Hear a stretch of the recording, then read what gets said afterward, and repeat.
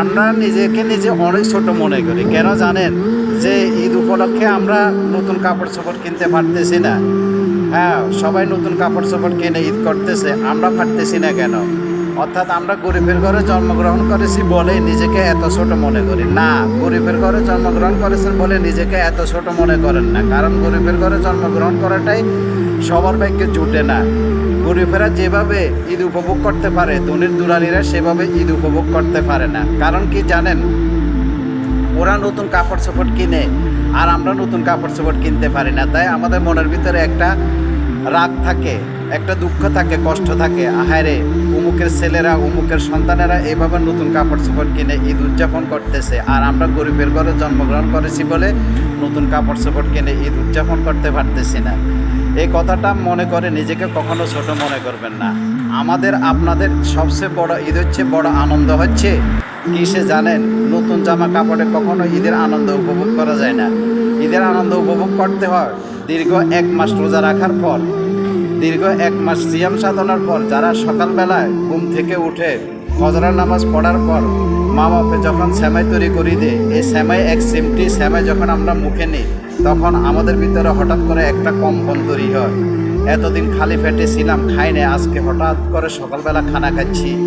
তখন আপনার মনের ভিতরে একটা অনুভূতি কাজ করে, একটা ফিলিংস কাজ করে। এই অনুভূতি বা ফিলিংসের মাঝে আপনি যে একটা আনন্দ উপভোগ করতে পারেন, সেটা বিশ্বাস করবেন কিনা জানি না, পৃথিবীর কোনো মানুষই সেই আনন্দ উপভোগ করতে পারে না।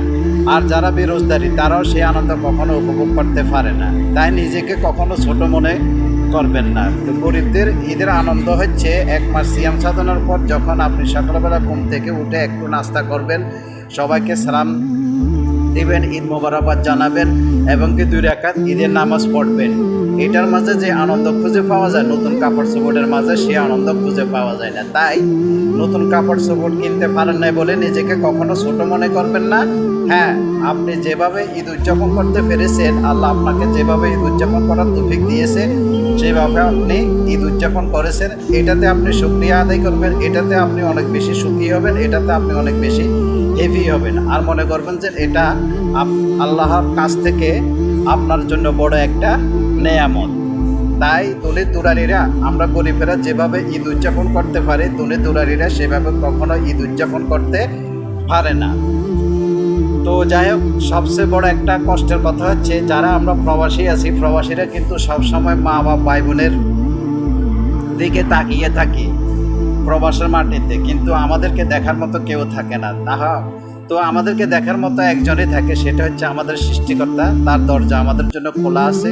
তো আপনাদের কাছে আমাদের অনুরোধ থাকবে, আমরা সকল প্রবাসীদের জন্য আপনারা সবাই দোয়া করবেন, আমরা যেন সুষ্ঠুভাবে, সুন্দরভাবে কোনো এক সময় দেশে বাড়িতে আসতে পারি, এসে আমাদের মা বাবা, স্ত্রী, ছেলে, সন্তানের সাথে সুন্দরভাবে যেন ঈদের আনন্দ ভাগাভাগি করে নিতে পারি। সে প্রত্যাশা এখানে রাখলাম। সবাই ভালো থাকবেন।